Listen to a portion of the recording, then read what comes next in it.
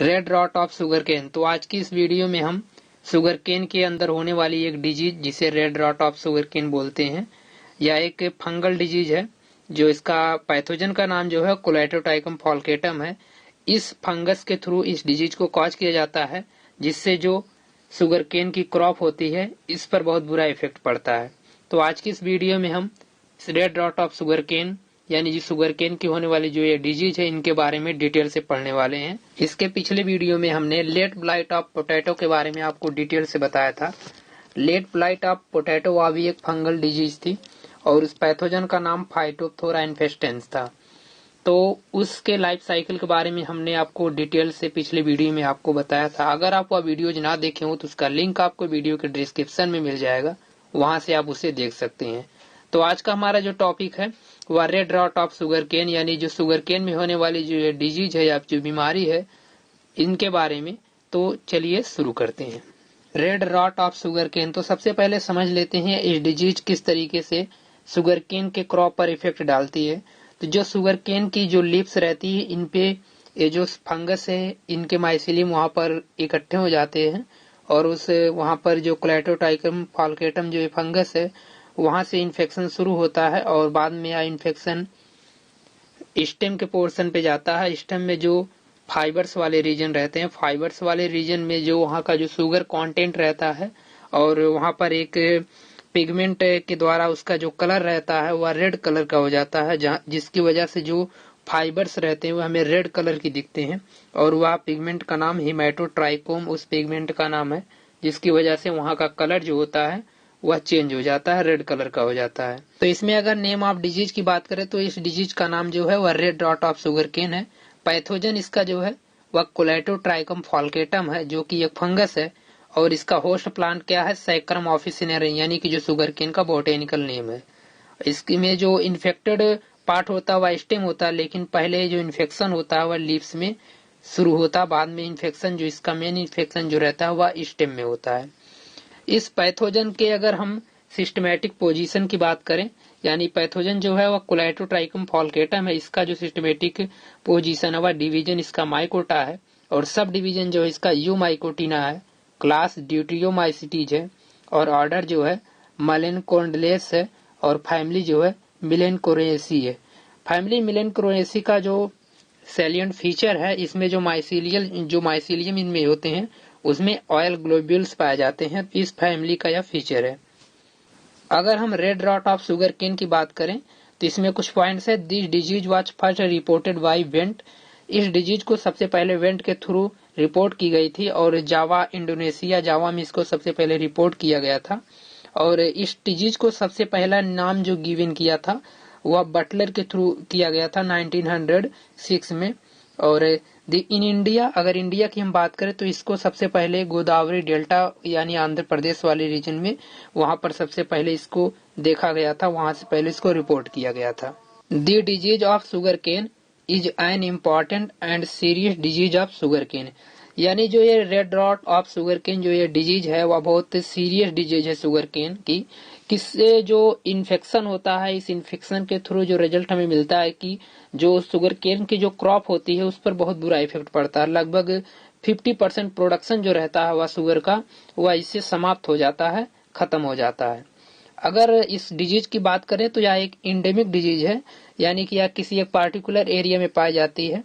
दो प्रकार की डिजीज होती है, इंडेमिक होती है, एक एपिडेमिक होती है। तो एपिडेमिक में जो डिजीज आती हैं वे पूरे स्टेट में या फिर या जिले में या फिर पूरी कंट्री में या फिर स्टेट में इस तरीके की जो डिजीज पूरी फैली रहती है उसे एपिडेमिक के अंतर्गत हम स्टडी करते हैं। लेकिन ये क्या है, इंडेमिक डिजीज है। इंडेमिक डिजीज का मतलब यह किसी एक पार्टिकुलर एक एरिया में पाई जाएगी और इसे इंडेमिक डिजीज बोलते हैं। इसमें जो रिस्ट्रिक्टेड एरियाज हैं जैसे यूपी, बिहार, पंजाब, हरियाणा, इन जगहों पर इस का इन्फेक्शन, इस डिजीज का इन्फेक्शन हमें देखने को मिलता है शुगर केन के अंतर्गत। और इससे जो शुगर केन का जो प्रोडक्शन है, जो प्रोडक्शन ऑफ शुगर है हमें वह 50% तक रिड्यूस हो जाता है, कम हो जाता है। इसके बाद अगर हम red rot of sugarcane के सिम्टम्स की बात करें, लक्षण की बात करें, तो जो red rot of sugarcane होता है वह रेड इरेगुलर स्पॉट के फॉर्म में हमें दिखाई पड़ता है और जो इंटरनोड और नोड का पोजीशन पे हमें दिखता है। नोड इंटरनोड का मतलब जहां से गन्ने का जो फाइबर्स होता है उसमें जो गांठें पाई जाती हैं उसे नोड और बोलते हैं, और उसमें जो फाइबर्स का बीच का रीजन उसे इंटरनोड बोलते हैं। तो ए नोड और इंटरनोड के पर्टिकुलर रीजन पर इस इन्फेक्शन को अक्सर देखने को मिलता है। और इसके अलावा जो मिडरिव लीफ की जो मिडरिव रहती है, यानी कि जो लीफ होती है और लीफ के बीच में जो उसकी मिडरिव होती है, वहां से इसका इन्फेक्शन सबसे पहले शुरू होता है। बाद में यह इन्फेक्शन उसके स्टेम के पोर्शन पे जाता है और स्टेम से फिर वहां पर इन्फेक्शन कॉज कर देता है। आफ्टर इन्फेक्शन यानी कि जो शुगर में है जो डिजीज लगी है red rot of sugarcane, उसका जो पार्टिकुलर पैथोजन है कोलेटोट्राइकम फॉल्केटम। कोलेटोट्राइकम फॉल्केटम जब इस पर इन्फेक्शन पूरी तरीके से हो जाता है तो वहां का जो स्टेम में जो फाइबर्स की रीजन जो होते हैं वहां पर रेड कलर का पिगमेंट हमें अपीयर होने लगता है। और उस रेड कलर की अपीयरेंस होने के साथ साथ वहां का जो शुगर कंटेंट रहता है वह रिड्यूस हो जाता है, कम हो जाता है, और मार्केट वैल्यू जो रहती है उसकी पूरी तरीके से घट जाती है। और वो जो रेड कलर का जो पिगमेंट होता है, यानी कि जो अपीयर हमें होता है रेड कलर उस फाइबर वाले रीजन पर, उसका एक पिगमेंट होता है, पिगमेंट का नाम हिमेटोक्रोम रहता है। और इस वजह से हम इसे red rot of sugarcane बोलते हैं, यानी कि इसे हिमेटोक्रोम पिगमेंट की वजह से इसका नाम जो है, इस डिजीज का नाम जो है वह रेड रॉट है। इसके बाद इसके हम एटियोलॉजी की बात करें। एटियोलॉजी का मतलब कॉजल ऑर्गेनिज्म, जिस ऑर्गेनिज्म के थ्रू इसमें इन्फेक्शन हो रहा है उसकी अगर हम बात करें तो इसमें जो पैथोजन इसका जो रहता है वह कोलेटोट्राइकम फॉल्केटम रहता है, और यह क्या माइसीलियल फंजाई है। इसके बाद अगर इसके हम डिजीज साइकिल की बात करें, यानी कि जो कोलेटोट्राइकम फॉल्केटम है जिसकी वजह से रेड रॉट ऑफ डिजीज हो पा रही है शुगर केन के अंदर, तो अगर इसके हम डिजीज साइकिल की बात करें तो यह जो डिजीज साइकिल होती है 3 स्टेप में होकर कंप्लीट होती है। पहला इसमें होता है पेरिनेशन, दूसरा जो होता है वह प्राइमरी इन्फेक्शन, और लास्ट जो होता है वह सेकेंडरी इन्फेक्शन। तो पेरिनेशन में होता क्या है कि जो कोलेटोट्राइकम फॉल्केटम रहता है वह पेरिनेट करता है ड्यूरिंग नॉन ग्रोइंग सीजन, मतलब जब उसका ग्रोइंग सीजन नहीं रहता शुगर केन का तो उसमें पेरिनेट करता है with the help of conidia in the plant debris and soil, यानी कि या सॉइल में या फिर जो प्लांट डेब्रिस रहता है, जो प्लांट के कुछ बचे पार्ट्स जमीन में रहते हैं उनमें जो रहता है वह पहले से ही जो फंगस है वह पेरिनेट कर देता है, एंट्री ले लेता है। इसके बाद इसमें होता है प्राइमरी इन्फेक्शन। प्राइमरी इन्फेक्शन जो रहता है वह इंसेक्ट वेक्टर्स के थ्रू होता है, जैसे लीफ हॉपर वगैरह जो है इनकी वजह से जो इसमें प्राइमरी इन्फेक्शन होता है वह कॉज किया जाता है।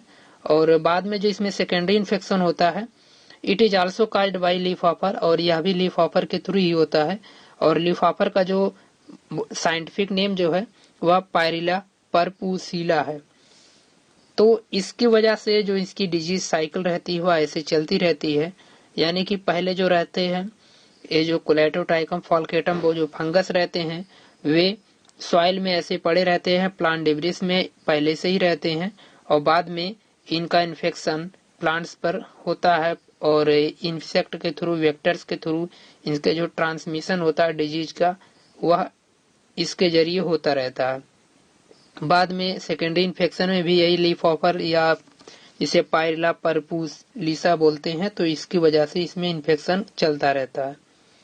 इसके बाद इसमें अगर हम इसके कंट्रोल की बात करें, जो कोलेटोट्राइकम फॉल्केटम जिस फंगस की वजह से जो शुगर की जो क्रॉप है वह पूरी तरीके से डैमेज हो जा रही है, इसकी अगर हम प्रिवेंशन की बात करें, कंट्रोल की बात करें, यानी इसकी रोकथाम की बात करें, तो इसमें सबसे पहले हमें अच्छी सबसे यही है कि इसमें रेजिस्टेंट वैरायटी का यूज करना चाहिए।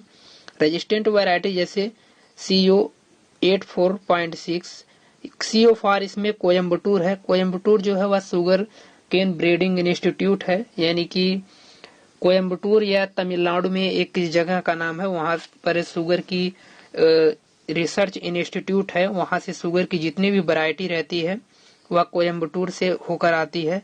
तो इसमें जो CO लिखा गया इसका मतलब है कोयम्बटूर। कोयम्बटूर एक तमिलनाडु में एक जगह है, वहां पर शुगर केन ब्रीडिंग इंस्टीट्यूट है या जिसे शुगर केन रिसर्च इंस्टीट्यूट भी बोलते हैं। वहां से इस जो जितनी भी स्पीसीज वहां से आती हैं रेजिस्टेंट जितनी भी वैरायटीज आती हैं वहां से होकर आती हैं, तो उसको सबसे पहले चेक वहां पर किया जाता है। तो इसलिए वहां पर उसे यहाँ पर सीओ का मतलब यही है कि सीओ फॉर कोयम्बटूर। कोयम्बटूर कहाँ है? तमिलनाडु में एक स्पेसिफिक जगह का नाम है, और वह एक रिसर्च सेंटर है, वहां पर रेजिस्टेंट वैरायटी को डेवलप किया जाता है। इसके बाद इसमें है सेकेंड पॉइंट, सैनिटेशन। सैनिटेशन का मतलब होता है कि the removal of pathogen from soil is known as sanitation. यानी कि जो पैथोजन है उस सॉइल में, जो पैथोजन है या सॉइल बाउंड डिजीज हो गई, तो या इसमें जो पैथोजन है सॉइल में, इसको पहले से ही उसे डेट मार देना चाहिए, खत्म कर देना चाहिए। तीसरा पॉइंट इसमें है spraying Bordeaux mixture and insecticide. Bordeaux mixture यानी कि या फंगल है तो इसके लिए बोर्डेक्स मिक्सचर का यूज करना चाहिए, और इसको हमने आपको वीडियो में बताया भी था। और इसके अलावा इंसेक्टिसाइड का यूज करके भी इससे बचा जा सकता है। इसमें अगला है प्रिवेंट वाटर लेडिंग। यहाँ पर वाटर को अधिक नहीं लगाना चाहिए, क्योंकि जो फंगस होते हैं उनके लिए जो फेवरेबल कंडीशन रहती है वह वहाँ के लिए सिर्फ वहाँ पर अगर उन्हें मॉइस्चर बराबर मिल जा रहा है, नमी मिल पा रही है, तो डेवलप होते रहते हैं। तो अगर वहाँ पर अगर वाटर लेडिंग नहीं होगी, वाटर इकट्ठा अधिक नहीं होगा, तो वहाँ पर मॉइस्चर नहीं बन पाएगा और जो फंगस है वो ऑलरेडी डेट कर जाएगा। इसके बाद इसमें है identification and destruction of infected plants. हमें आइडेंटिफाई करना चाहिए, पहचानना चाहिए कि इस प्लांट में इन्फेक्शन हो गया है तो उसको डिस्ट्रॉय कर देना चाहिए। एंड डिस्ट्रक्शन, उसको डिस्ट्रॉय कर देना चाहिए। इन्फेक्टेड प्लांट जो रहते हैं उसको पहचान कर डिस्ट्रॉय कर देना चाहिए। और इसके अलावा हमें सबसे अच्छा क्रॉप रोटेशन करवाना चाहिए, यानी कि जिस खेत में इस बार गन्ने की फसल लगाई जा रही है, अगली बार उसमें गन्ने की फसल ना लगाई जाए, कोई दूसरी क्रॉप उसमें डेवलप की जाए, उगाई जाए। और 2 साल 3 साल ऐसे करके क्रॉप रोटेशन कराना चाहिए, जिससे वजह से वहाँ की जो सॉइल बॉर्न जो डिजीज है वहाँ पर वह नहीं इन्फेक्ट कर पाएगी उन्हें, और जो उसकी स्पोर्स वगैरह जो ये सब फंगस है वह डेवलप नहीं कर पाएंगे। तो आज की इस वीडियो में बस इतना ही। तो आज की इस वीडियो में हमने red rot of sugarcane के बारे में आपको डिटेल से बताया। अगर यह वीडियो जो आपको इन्फॉर्मेटिव लगी हो तो इसे लाइक करना ना भूलें, साथ ही साथ चैनल को सब्सक्राइब करें और बेल आइकन को हिट करें।